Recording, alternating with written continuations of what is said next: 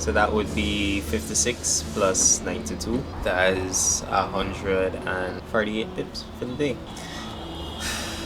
Alright, so let me just mark up the parameters of this trade. 32, aiming for 37. Basically a 1-to-1, almost a 1-to-1, a little bit over a 1-to-1. Alright, that's the parameters of this trade. We're in it, and I am holding. Sent it out to the community as well. Y'all already know how it is. Price does not look very nice at this area, looking like it might want to break.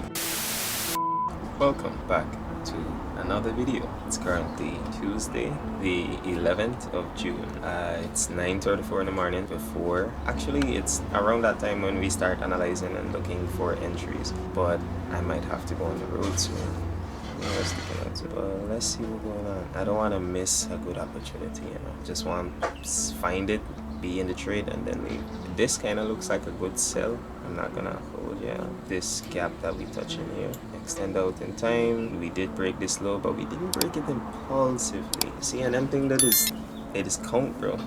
It is count. So I wouldn't sell, and at the set time I wouldn't buy. Gotta reach at a certain zone, perhaps. To me, this is uncertain because it could respect this area because it appears on the 1 hour now, right? And when we look at it on the hourly, it did break a low here, right? So this movement did break a low.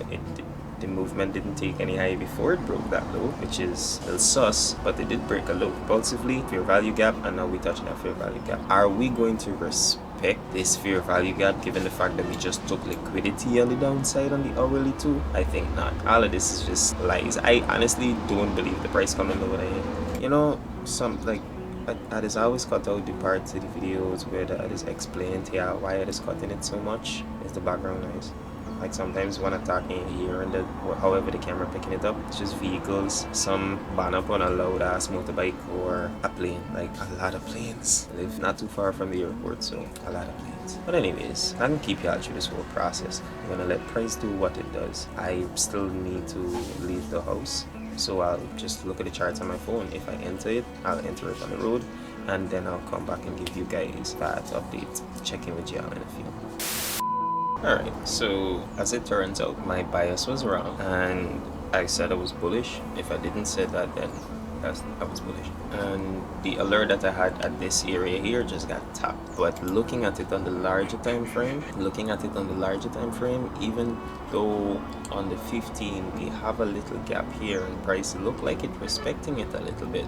This gap exists on the 5 as well, but does not exist on the hourly. The hourly, the only gap that existed was this one right here. It did break a low, like I was saying earlier. It did break a low after making that gap, or while making that gap, and we're tracing into it. So I'm watching to see whether price is going to give me another entry to short, or if it's going to start reversing, because honestly I don't see much reason for it to start reversing. I see more reason for it to go down.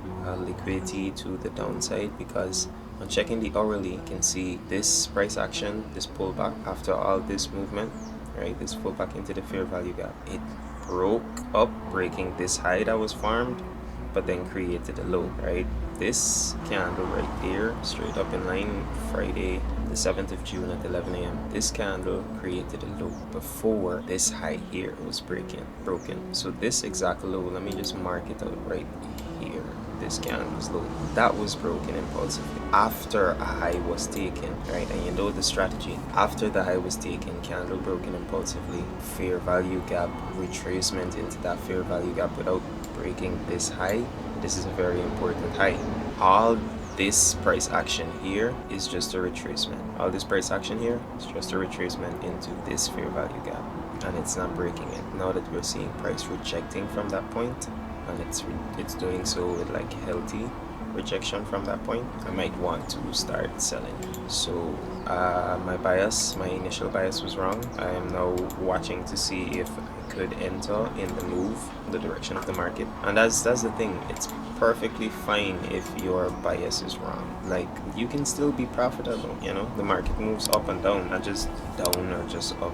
You know, you can't fight the market. You gotta go along with what the market give you, and take what the market give you. So yeah, I'm gonna be watching this. I did mark this area up. I did like mentally say, okay, I could put a sell limit up here and a buy limit down here. because the market is likely to react at one of these areas, but still have plenty more opportunities. So I'm gonna keep watching the charts, and if I enter a trade, I'm gonna come back and update you guys. I might be on the road by then, but I'll still come back and update you. And we're back. I already come back from town. Quick, I know. But you see this exact area where we had marked up? You see how price just... And if I had the balls to enter this trade, to actually go in and put my stop loss below there, we would be out. If I had the balls to do either one of the trade ideas that I had, we would have been out.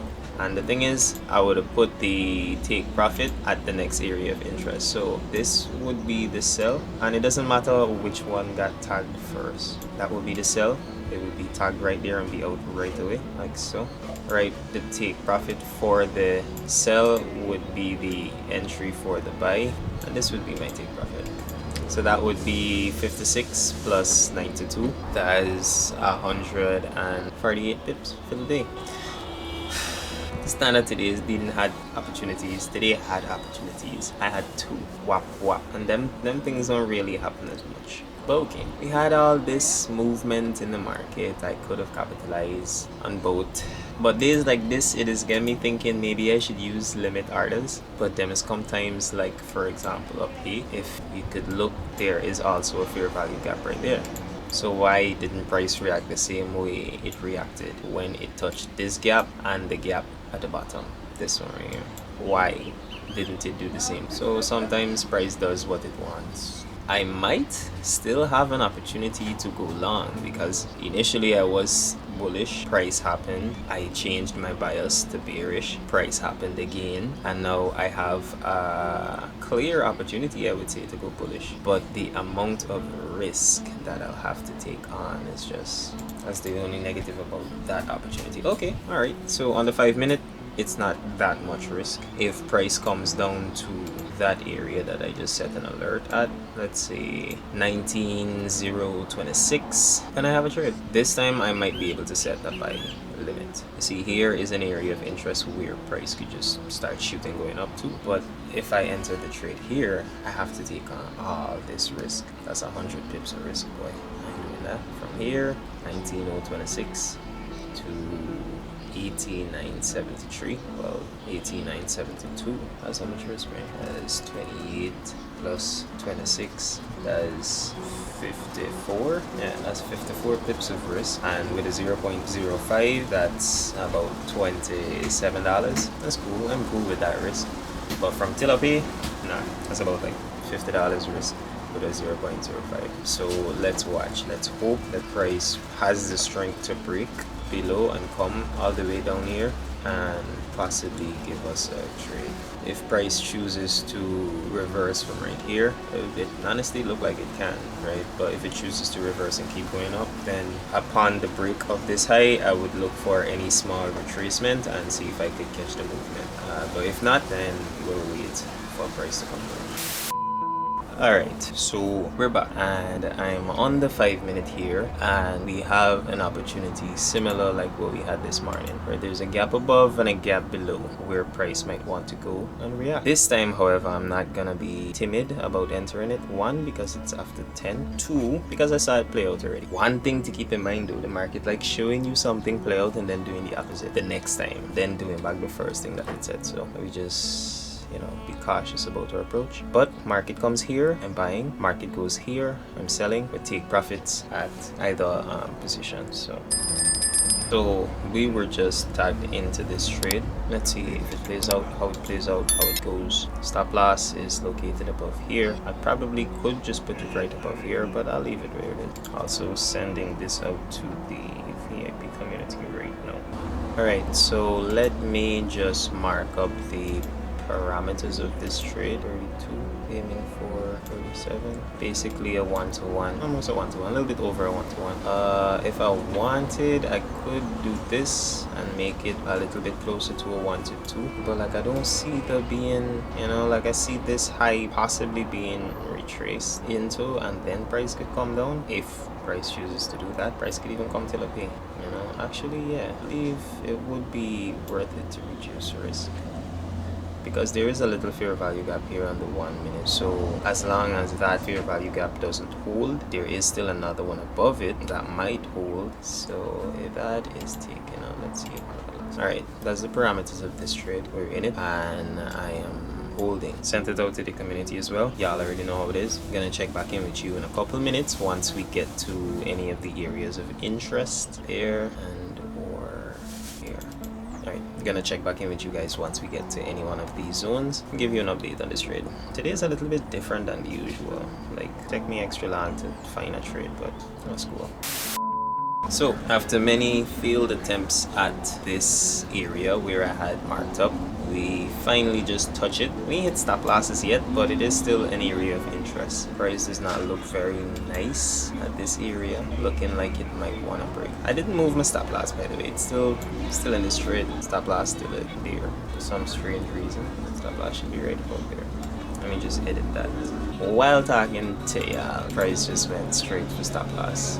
And I'm out already. Cool, that was like $40 something. Alright, that was a $15 loss on my personal, and $40 something, $41 loss on the challenge account. So it's not that I read price wrong. I understood the risk that I was taking selling. It was not the best of decisions, but I was just thinking that, okay, maybe if price comes back up here, I would have the opportunity to sell to here and then be able to buy from here. But it didn't come down low enough, and I was aware that this was a fair value gap on the 15 as well, and we would be going up, but I just didn't want to buy anywhere here, knowing that we could still come down here and all this risk I would have to take on. But that's how it is sometimes. We lost this one, small loss. Instead of winning 2 trades, I just lost 1. I mean, in all honesty, it would have been 3 trades today I would have won if I stuck to my, well, I did stick to my rules. I really did. I just overlooked the fact that we were bullish. My bias was towards the upside. We were also bullish on the larger time frames, but short-term bearish on the smaller time frame. I wanted to capitalize off of the short-term bearish movement. However, it wasn't with enough strength for me to fully capitalize. Like, for me, I could have aimed for exactly what I aimed for, but I would have had to get into the trade like somewhere up here, right? And boom, I got the same amount in pip value, but I didn't see an opportunity to go in there, or when this opportunity to go in till at the top arose or arise or whatever the fuck you want to say. I was not near the charts. Let's see, anywhere around here. Yeah, that would have probably been, and stop loss would have been right there. This would have probably been like a 1 to 5 again. Okay, that's like a 1 to 5, and this would have been the trade. So this would have been the sell, and then coming out to the 15 right here would have been the buy, and that would have been 4 trades for the day. You see why you don't rush opportunities? You just don't rush it.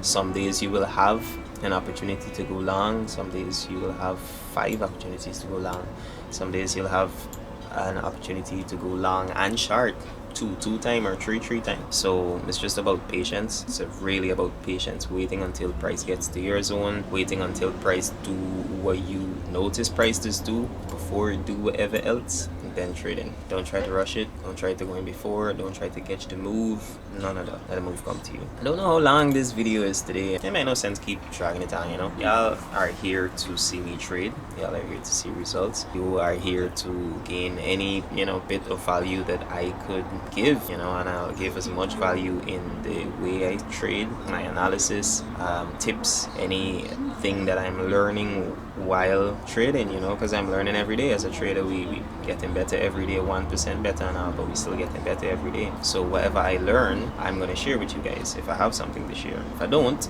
I'm gonna save it for them videos where we get them talks, cause I don't know, I've been getting some ideas lately, man. It's just to put it into, you know, put it all into one idea and present it in a form that's, you know, easy to understand across the board. Yeah, but still working on it, still definitely doing it. Anyways, so that's gonna be it for this video. Definitely gonna catch y'all in the next one tomorrow. Another day to trade. We survived today, even though we had a loss and plenty of missed opportunities. We survived to trade another day. I'm not gonna chase the price, I'm not gonna try to go back in or anything. Tomorrow's another day. We'll do the most tomorrow. See you guys in the next one. Remember to like, comment, and subscribe. Peace. Bye, have a great time.